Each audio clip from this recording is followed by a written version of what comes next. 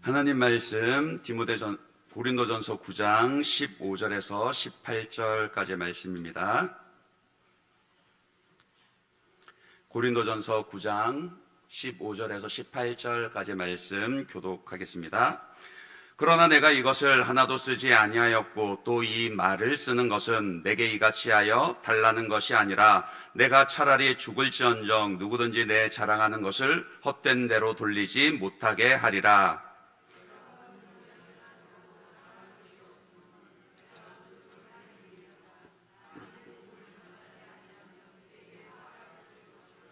내가 내 자의로 이것을 행하면 상을 얻으려니와 내가 자의로 아니한다 할지라도 나는 사명을 받았노라.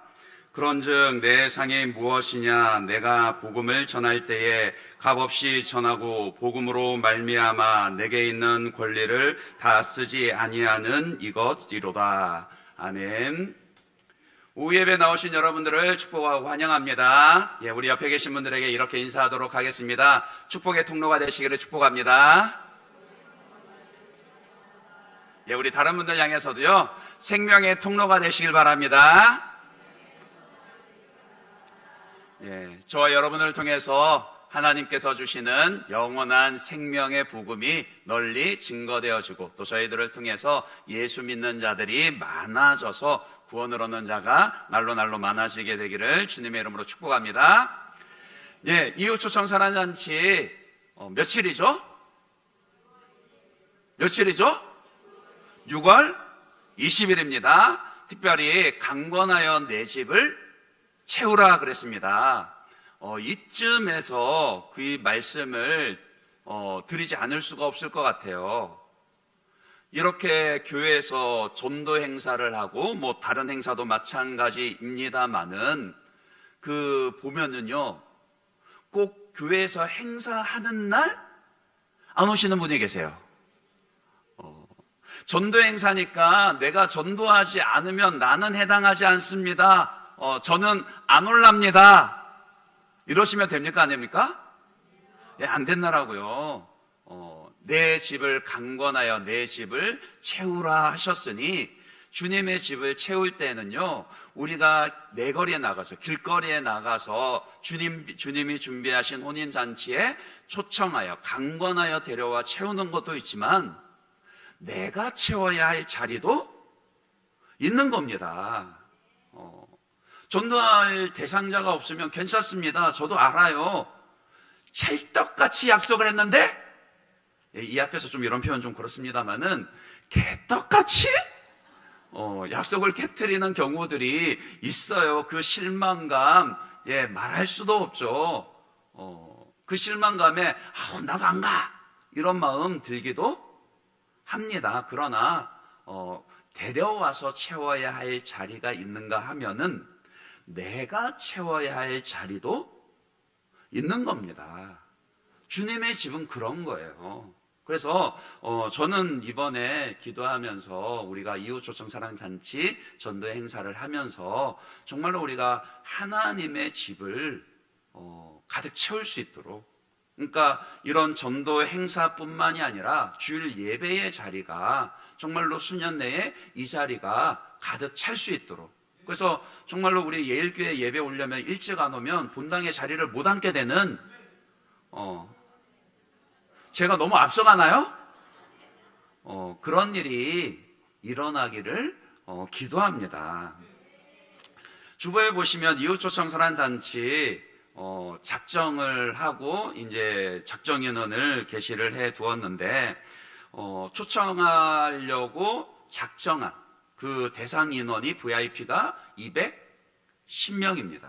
그러니까 여러분들이 그 전도하려고 작정하신 이 210명의 인원을 위해서도 기도하지만, 근데 사실은요, 제가 더 눈여겨보는 것은 뭐겠어요? 참여 인원입니다. 작정하는데 참여 인원이 73명이에요. 여러분들에게는 이 73명의 숫자가 어떻게 와 닿을지는 모르겠습니다만은 저에게는 이게 숙제 같습니다. 왜 전도 행사를 하면서 작정을 하는데 200명이 작정하지 않을까요? 아니 200명은 솔직히 무리다 치면은 적어도 오후 예배 오시는 분들은 다 작정에 참여하셔야 되는 거 아닙니까? 그렇게 따지면은 적어도 120명, 130명은 작정 인원이 나와야 되는데 지금 이 자리에 앉아 계신데 작정 안 하고 계신 분이 있더라고요. 그러니까 73명이에요. 물론 여러 가지 사정이 있을 수 있죠. 정말로 기도하고 그렇게 고민을 하고 누구를 전도할까 하지만은 마음에 여전히 두려움이 있고 담대함이 일어나지 않아서 작정을 못하신 경우도 있을 테고, 그래도 또 작정 카드를 내지 않고도 어쨌든 전도하려고 애를 쓰시는 분이 있을 수도 있습니다.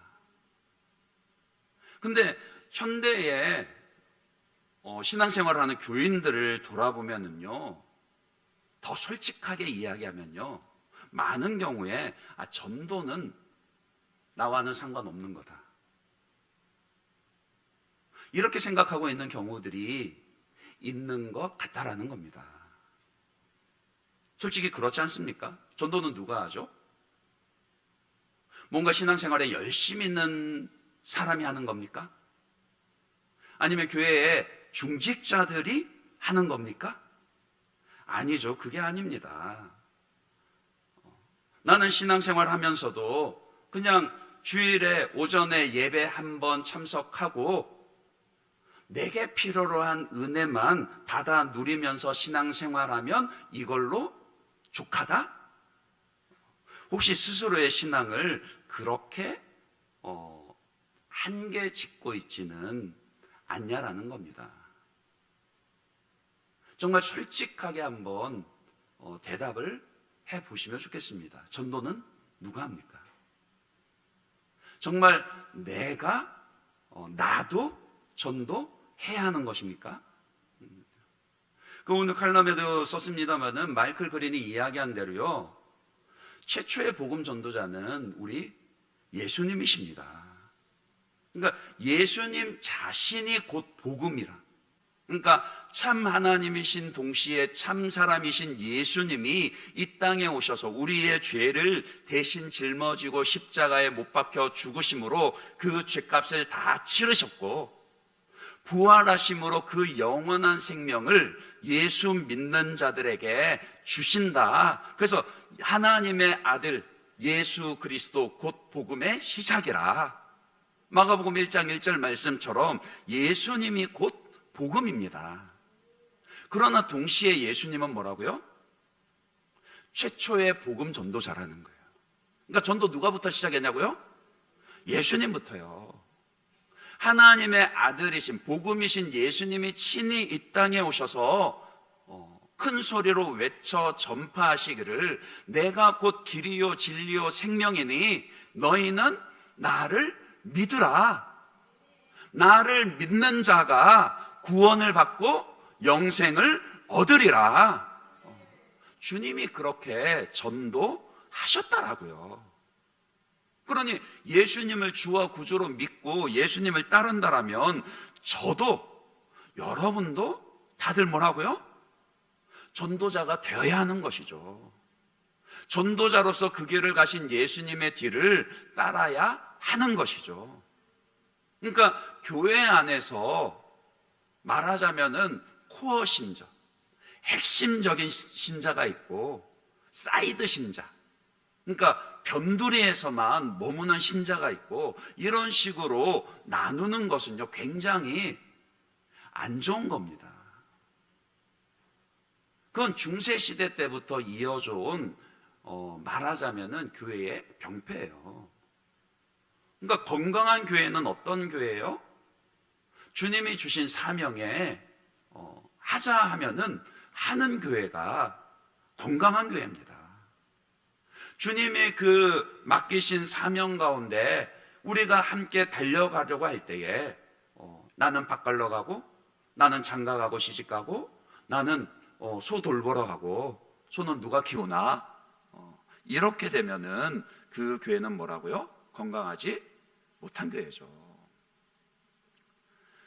오늘 바울을 함께 살펴보려고 하는데요. 맞아요. 바울은 누구보다도 전도에 있어서 전문가죠.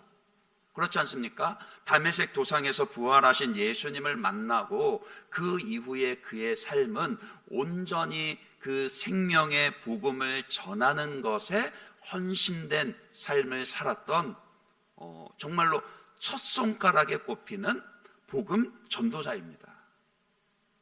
근데 바울이 자신이 복음을 전하면서 어떤 마음으로 복음을 전했는가라는 것을 오늘 말씀을 통해 고린도 교회 성도들에게 밝혀줍니다. 바울이 어떤 마음으로 복음을 전했다라고 이야기하죠? 16절을 먼저 한번 볼까요? 16절을 같이 한번 더 읽어보겠습니다. 16절 같이 읽습니다. 시작. 내가 복음을 전할지라도 자랑할 것이 없음은 내가 부득불할 일임이라. 만일 복음을 전하지 아니하면 내게 화가 있을 것이로다. 첫 번째로 생각할 것은 무엇이냐면요, 바울에게도요, 전도하는 일이 쉬웠다라는 거예요? 어려웠다라는 거예요?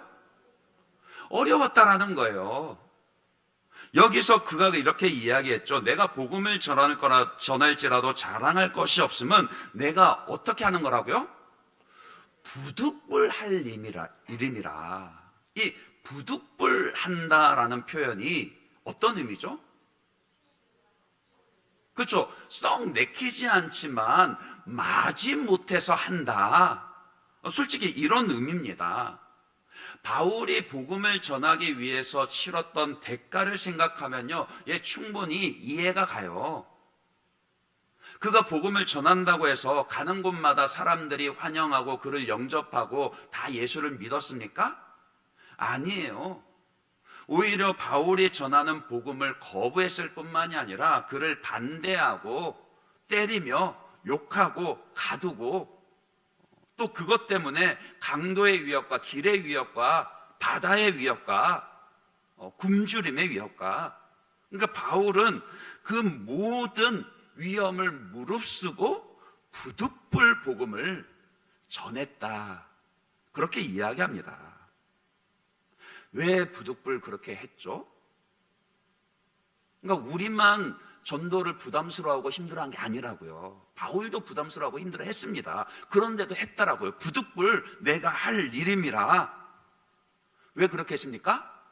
16절 하반절에 보면 뭐라 그랬습니까? 만일 복음을 전하지 아니하면 뭐라고요?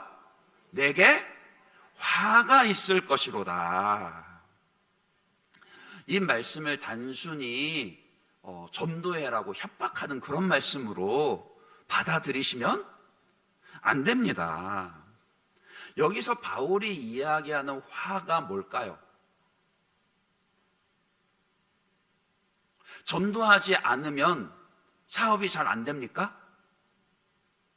전도하지 않으면 자식들이 진학을 하거나 취업을 하는 게 잘 안 됩니까? 전도하지 않으면 건강이 지켜지지 않습니까? 아니에요. 그렇지 않습니다. 전도하지 않아도요, 사업 잘 될 수 있고요. 전도하지 않아도요, 자식들이 형통하고 잘 될 수 있고요. 전도하지 않아도 건강할 수 있습니다. 아니, 오히려 전도 안 하는 분 중에 그런 분들 많죠. 그러나 분명히 복음을 전하지 아니하면 내게 화가 있을 것이미로다. 화가 있다 그랬어요. 그러면 여기서 바울이 이야기하는 화는 무엇이겠습니까?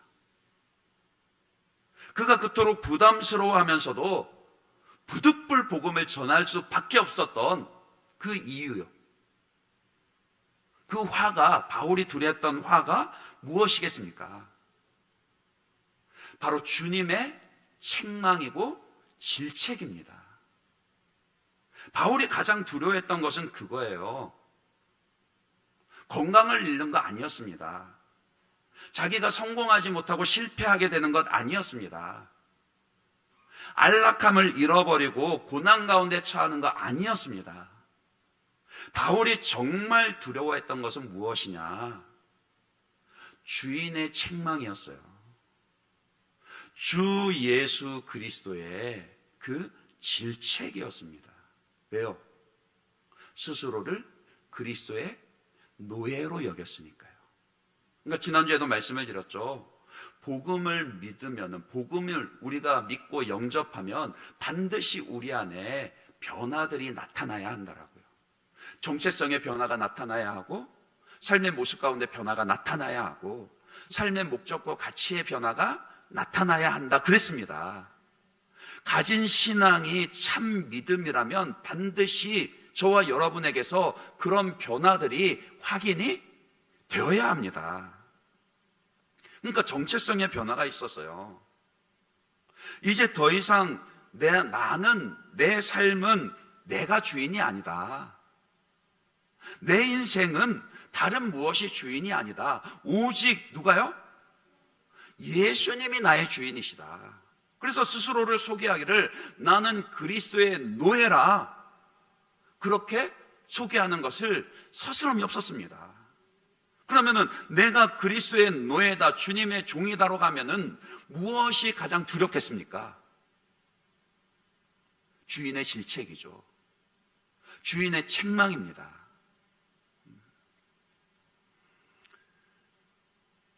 누가복음 17장 7절에서 10절 말씀 한번 볼까요?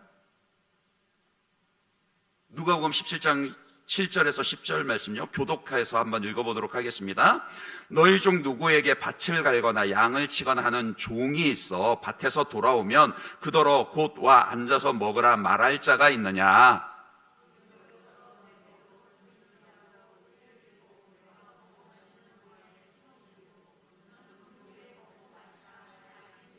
명한 대로 하였다고 종에게 감사하겠느냐? 이와 같이 너희도 명령받은 것을 다 행한 후에 이르기를 우리는 무익한 종이라, 우리가 하여야 할 일을 한 것뿐이라 할지니라. 그러니까 이게 종의 자세라고요. 부득불 순종했던 것, 부득불 복음을 전하며 순종했던 것, 뭐라고요? 우리가 하여야 할 일을, 마땅히 하여야 할 일을 한 것뿐이라. 그러니까 예수님을 주인으로 모시기 때문에 마땅히 해야 할 일이 있는데 그 중에 하나가 뭐라고요? 전도하는 것이라고요. 우리 삶에 그런 부분들이 많이 있지 않습니까? 마땅히 해야 할 책임을 다하지 못하면 어떻게 되죠? 한번 생각해 보세요. 엄마가 마땅히 해야 할 그 책임을 다하지 못하면 어떻게 됩니까? 전에도 한번 그런 말씀 드린 적 있죠. 저는 제가 아픈 것 그렇게 겁나지 않습니다. 저희 집 아이들이 아픈 거 좀 신경이 쓰입니다. 제가 두려워하는 것은 저희 집사람이 아픈 거예요. 엄마가 그 책임을 다하지 못하면 그 자녀들이, 가정이 제대로 설 수 있을까요? 아니죠. 만약에 6월달 호국 보훈의 달이라 그랬는데 군인이 그 책임을 다하지 못하면 어떻게 될까요? 이제 6월부터 날씨도 이렇게 더워지는데 그냥 뭐 좀 쉬지, 이러면서 군인들이 전방에서 철책 지키지 않고 다 그늘로 가 있으면 어떻게 되죠? 그런 거잖아요. 학생이 그 책임을 다하지 못하면 어떻게 됩니까? 저희 어렸을 때 아마 이제 제 또래 집사님들이나 그 위에 어른들은 생각나실런지 모르겠는데, 저희 중학교 때 한창 유행했던 그 영화가 있었는데 제목이 뭐였냐면은 행복은 성적순이 아니잖아요 였습니다. 그러니까 그때는 학생들이 다 그 얘기하고 다녔어요. 선생님들이 뭐라고 얘기해도 야 니들 공부 좀 해 그러면은 선생님 행복은 성적순이 아니잖아요. 그랬더니 그때 저희 중학교의 한 선생님이 그런 말씀을 하시는 거예요. 뭐라고 그러냐면은 아주 진지하게 맞아, 공부가 인생의 전부는 아니지만, 그러나 공부가 학생의 전부는 될 수 있다. 물론 무엇을 의미하는 건지 아시겠죠? 그러니까 공부만이 다다 이런 말씀을 드리려는 게 아니라, 학생은 학생으로서 마땅히 감당해야 할 뭐라고요? 책임이 있는 거예요. 우리 삶에서도 내가 마땅히 감당해야 할 책임이 있는 겁니다. 가정에서도, 직장에서도, 교회에서도요. 근데 내가 마땅히 감당해야 할 그 책임을 감당하지 못하면 어떻게 되겠습니까? 그러니까 전도가 그런 거라는 거예요. 다른 무엇보다도요. 다른 일들도 마찬가지입니다. 양육에 있어서 예수님을 닮아가는 것. 누가 예수님을 닮아가야 하죠? 누가 예수님을 닮아가야 합니까? 예, 모르셔요? 우리 옆에 분들에게 알려주시기 바랍니다. 예, 당신이 예수님 닮아가야 합니다. 그렇죠. 내가 예수님 닮아가야 합니다. 교회 안에 예수님을 닮아가야만 하는 어떤 코어 신자들, 제자들 따로 있고, 신앙생활 하면서도 예수님 닮지 않아도 되는 그런 사이드 신자 따로 있고, 그런 게 아니라고요. 누구든지 예수를 믿는다라면 예수님의 제자로 부르심을 받은 것이고, 그래서 누구든지 모든 신자는 예수님을 닮아가야 하는 겁니다. 전도하는 것도 마찬가지라고요. 복음을 전하는 것도, 이것은 내가 내키면 하고 아니면 말고, 내가 형편이 되면 하고 아니면 말고, 그런 게 아니라 주님의 명령이고, 하지 않으면 주인의 질책과 책망이 있을 것이기 때문에 부득불이라도 뭐라고요? 해야 한다라고요. 그러니까 부득불 복음을 전한다라는 것은 무엇이냐면요, 내가 예수 믿는 것 때문에 나의 정체성이 바뀌었다라는 게 드러나는 겁니다. 예수 믿는 것 때문에 더 이상 내가 내 인생 주인이지 않고 예수님이 나의 주인이시고 나는 예수님의 종입니다. 그것이 어떻게 드러나겠습니까? 주인의 명령에 순종하는 것으로 드러나는 거죠. 내 기분 내키는 대로 내 자유로 하는 게 아니라 주님이 명령하셨으니까 하는 겁니다. 그러니까 그 정체성의 변화가 있는 거예요. 누가 전도하냐고요? 예수를 믿고 정체성의 변화가 있는 사람이 전도합니다. 예수를 믿어도요, 복음의 능력을 체험하지 못하고 자기의 정체성이 바뀌지 않는 사람은요, 여전히 자기가 주인인 사람은 그렇게까지 열심을 내서 전도하지 못합니다. 그러니까 정말 우리가 예수님을 믿어서 내 안에 그런 변화가 있다면 그것이 복음을 전하는 것으로도 드러나야 한다라고요. 그러니까 17절에 바울이 무엇이라고 이야기합니까? 내가 내 자의로 이것을 행하면 상을 얻으려니와 내가 자의로 아니한다 할지라도 나는 무엇을 받았노라? 사명을 받았노라. 그 사명 중에서도 제일 되는 사명입니다. 또 그레이트 미션, 대위임 명령. 마태복음 28장 18절에서 20절 말씀요. 너희는 가서 모든 족속으로 제자를 삼아 아버지와 아들과 성령의 이름으로 세례를 주고 내가 너희에게 분부한 모든 것을 가르쳐 지키게 하라. 더 그레이트 미션, 가장 큰 명령이고 가장 우선적인 명령이라고요. 주인이 무엇을 기뻐하십니까? 그러니까 충성된 종, 악하고 게으른 종은 어디에서 갈리죠? 열심히 일을 해요. 누구보다 열심히 일합니다. 성실합니다. 근데 그 하는 일이 주인의 뜻과는 전혀 상관없이 자기 생각대로만 열심히 일하는 거예요. 종이에요, 아니에요? 아니에요. 칭찬받지 못합니다.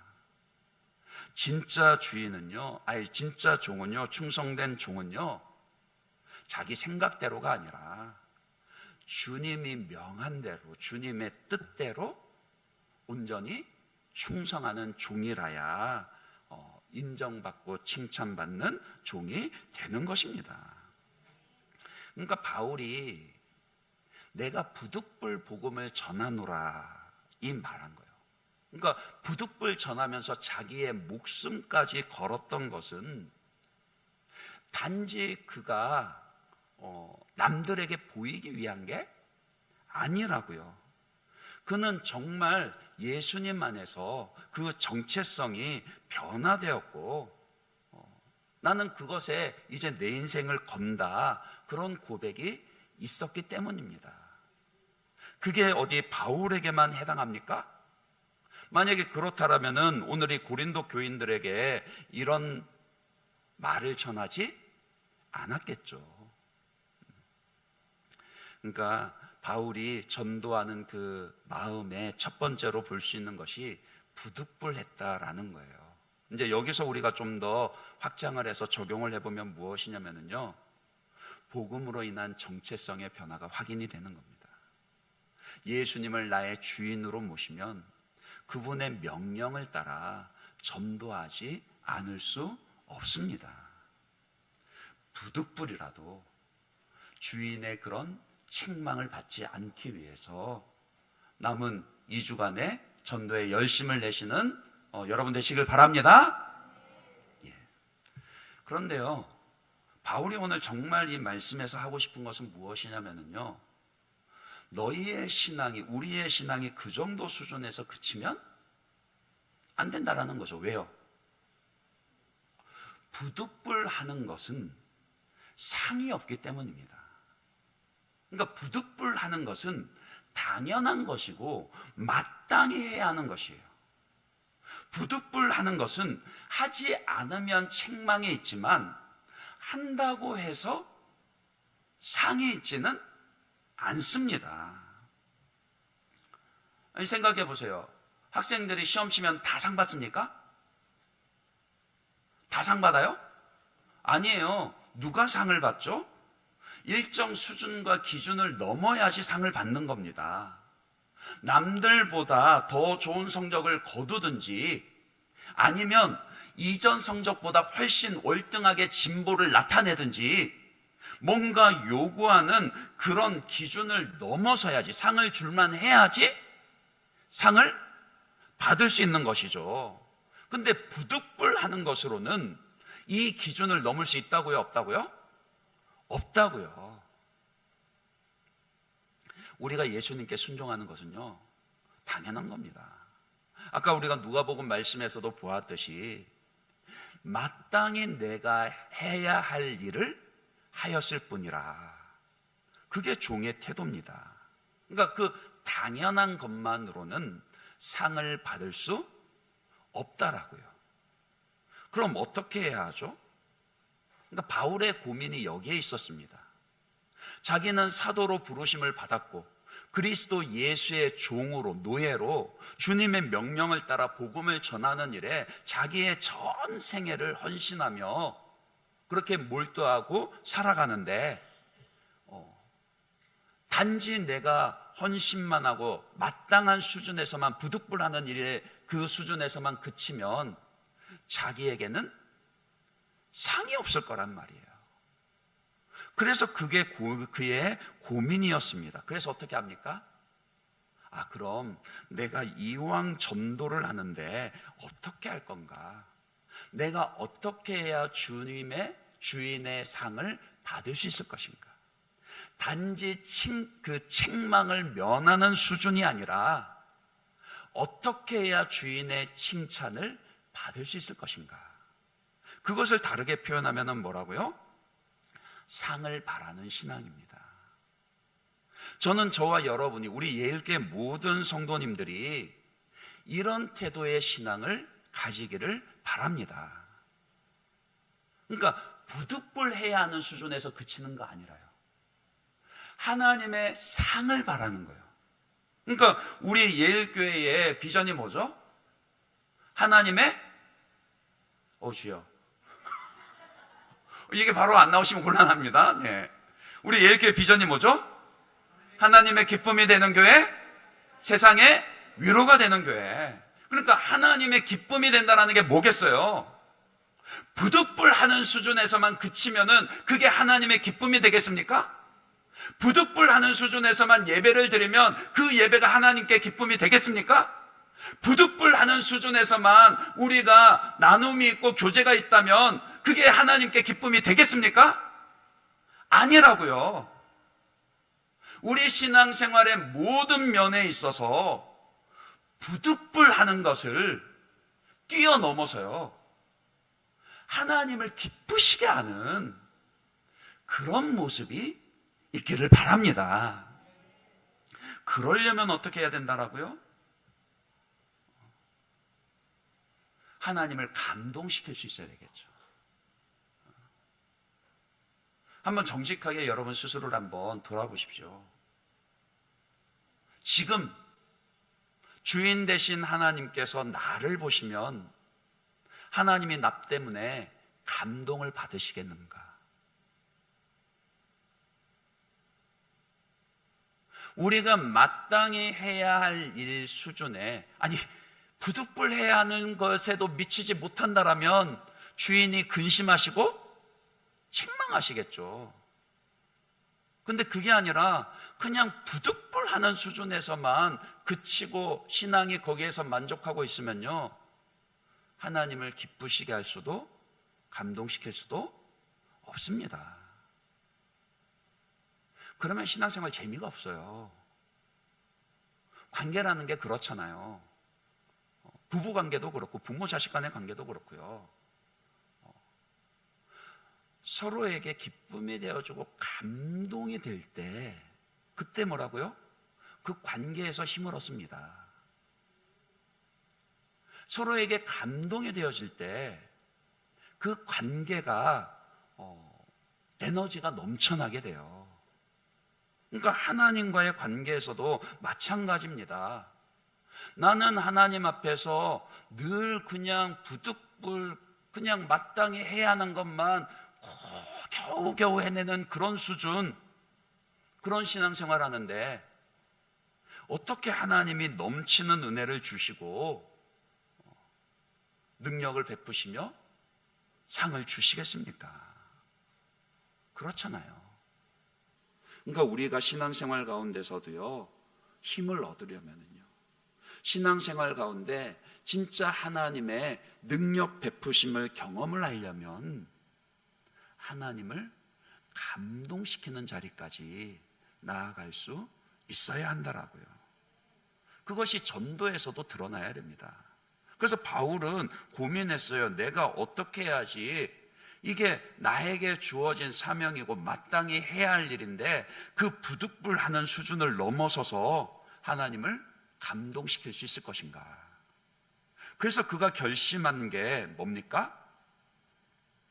자기의 권리를 포기하는 거였습니다. 그게 18절이죠. 18절에 그가 뭐라 그랬습니까? 그런즉 내 상이 무엇이냐? 내가 복음을 전할 때에 뭐라고요? 값없이 복음으로 말미암아 내게 있는 권리를 다 쓰지 아니하는 이것이로다. 그러니까 이게 무슨 말이냐면요, 복음 전도자가 마땅히 교회로 하여금 그 생활비를 받을 수 있게 한다라는 거예요. 실제로 바울 내에 베드로 사도라든지 다른 사도들, 다른 복음자들, 전도자들은 그런 교회의 사례를 받으면서 주의 일을 감당하고 있었습니다. 디모데전서 5장 18절 보시면은요, 뭐라 그러냐면은요, 성경에 일렀을 때 곡식을 밟아 떠는 소의 입에 망을 씌우지 말라 하였고, 또 일꾼이 그 삭슬 받는 것은 마땅하다 하였느니라. 그러니까 그 풀타임 사역자가 그 사례를 받는 것, 생활을 할 수 있도록 그 교회의 돌봄을 받는 것은 어떤 의미에서 보면 그 당연히 받을 수 있는 뭐라고요? 권리다, 그렇게 이야기를 하는 거예요. 하나님이 소에 대해서 얘기하겠냐? 그게 아니라 주님의 일을 감당하는 주의 일꾼들에 대해서 하는 이야기다. 그런데 바울은 마땅히 자기가 받아서 누릴 수 있는 그 권리를 뭐 하기로 결심했다고요? 다 쓰지 않기로 결심한 거예요. 우리가 흔히 바울이 텐트 메이커 사역을 했다 그렇게 알고 있잖아요. 그러니까 교회로부터 사례를 받지 아니하고 그 천막 만드는 기술을 가지고 가는 데마다 그 텐트를 만들면서, 그러니까 그 당시에는 그게 좀 고급 기술에 속했거든요. 그래서 그런 일들을 하면서 자기 생활비를 충당하고 사역비를 충당하면서 그렇게 전도 여행을 다니며 복음을 전했었습니다. 물론 그가 교회로부터 후원을 전혀 받지 않았다 그런 말은 아니에요. 자기가 권리로 요구하지 않았을 뿐이지 빌립보 교회를 비롯해서 여러 교회들이 그 바울과 바울의 사역을 위해서 도와주는 것들을 기쁨으로 받았었습니다. 근데 중요한 건 뭐라고요? 자기가 어떻게 하면 하나님을 감동시킬 수 있을까? 어떻게 하면 내가 하나님을 그러니까 부득불하는 수준을 뛰어넘어서 하나님을 기쁘시게 할 수 있을까? 그것을 다르게 표현하면 뭐라고요? 상을 바라는 신앙이라는 겁니다. 그러니까 하나님께 상을 바라는 신앙이라는 건 그런 겁니다. 바울이 텐트 메이커로 사역을 한 게 자기의 의로움을 드러내기 위해서였습니까? 다른 사도들, 다른 전도자들은 다 교회에서 사례받고 일하는데 나는 사례받지 않아. 나는 내가 직접 수고하고 돈 벌어서 사역비, 생활비 충당하면서 내가 일해. 그래서 내가 더 나아. 자기의 의를 드러내기 위해서 그렇게 했습니까?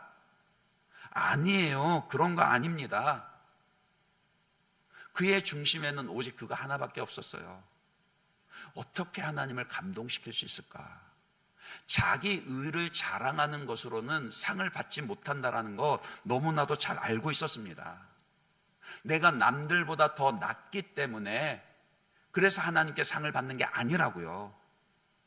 단지 하나님께서 내 중심을 보시고 내가 마땅히 받을 수 있는 권리임에도 이것을 포기함으로 조금이라도 하나님을 감동시킬 수 있도록, 그것이 내가 상을 받을 수 있는 바울 나름의 결단이고 헌신이었습니다. 그래서 15절에 그가 뭐라고 그러죠?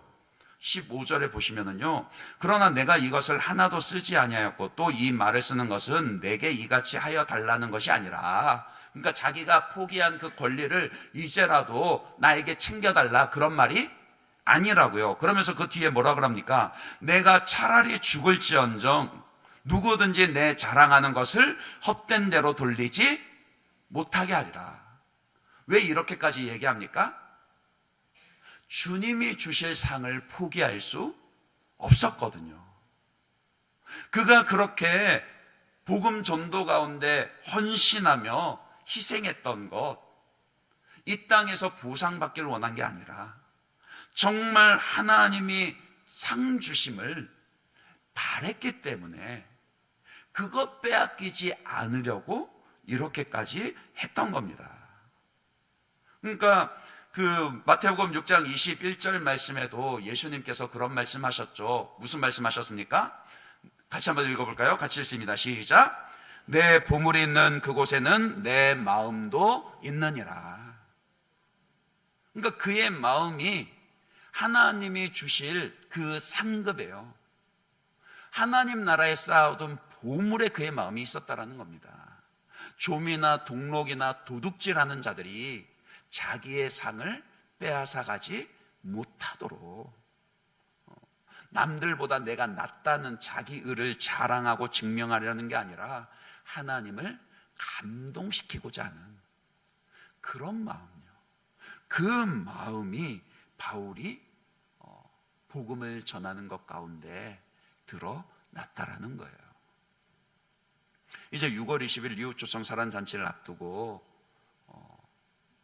한번 우리가 생각을 해 보시자라고요. 지금 우리가 전도하는 것 때문에 하나님이 감동 받으실까요? 지금 여러분이 그 작정한 영혼들을 위해 기도하고 정말로 떨리는 마음 가운데서도 용기를 내어서 그들에게 전도하고 초청하는 것 때문에 하나님이 감동을 받으실까요? 우리는 그 하나님의 감동을 위해서 무엇을 내려놓고 헌신하고 있습니까? 이건 역시도 복음으로 인해서 그 삶의 목적과 가치관이 달라지는 변화가 있었기 때문입니다. 그러니까 하나님을 감동시킨다라는 것은요, 이 땅의 것들의 소망을 두고서는 불가능합니다. 이 땅에서 내가 놓아야 할 것들, 아니 마땅히 누릴 수 있지만 놓을 수 있는 것들을 놓지 아니하고서는 하나님을 감동시킬 수가 없습니다. 하나님의 상조심을 바라고 내가 누릴 수 있음에도 포기하는 거예요. 내가 주님을 감동시키기 위해서 한 걸음 더 헌신하는 거예요. 그것이 오늘 우리에게 필요하다라는 거예요. 그 순교한 지멜리엇 선교사가 아주 유명한 말을 남겼죠. 아마 많이 들어보셨을 겁니다. 그가 뭐라 그랬습니까? 영원한 것을 붙잡기 위해서 영원하지 않은 것을 놓아버리는 것은 결코 어리석은 일이 아니다. 우리가 정말 주인 되신 주님의 하나님의 상조심을 바라고 그 하나님을 감동시키기 위해서 오늘 내가 놓아버려야 할 것들을 놓아버리는 것은요, 결코 어리석지 않습니다. 오히려 지혜로운 모습이고 우리의 신앙 가운데서는 그런 신앙의 모습이 필요하다라는 거예요. 우리는 그런 신앙의 수준으로 계속해서 자라가야 합니다. 하나님을 감동시킬 수 있는 자들요.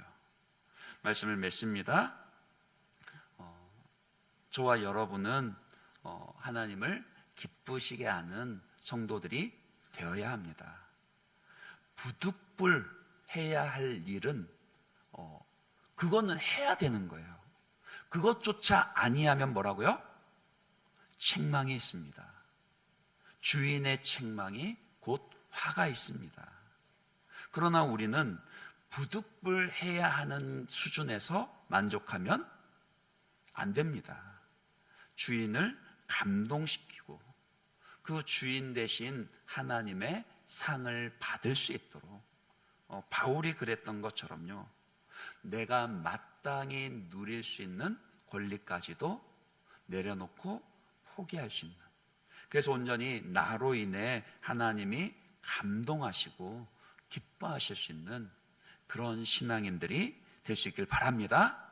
무엇보다도 복음을 전하여 생명을 구원하는 일에, 이 일을 위해서 마음을 다해서 헌신하며 우리의 이웃 이전에 먼저 주님을 감동시킬 수 있는 그런 저와 여러분 되시기를 주님의 이름으로 축원합니다. 이 시간들이 말씀 생각하면서 이 찬양 고백하고 함께 기도하도록 하겠습니다. 우리 가장 귀한 삶 같이 함께 믿음으로 고백하겠습니다.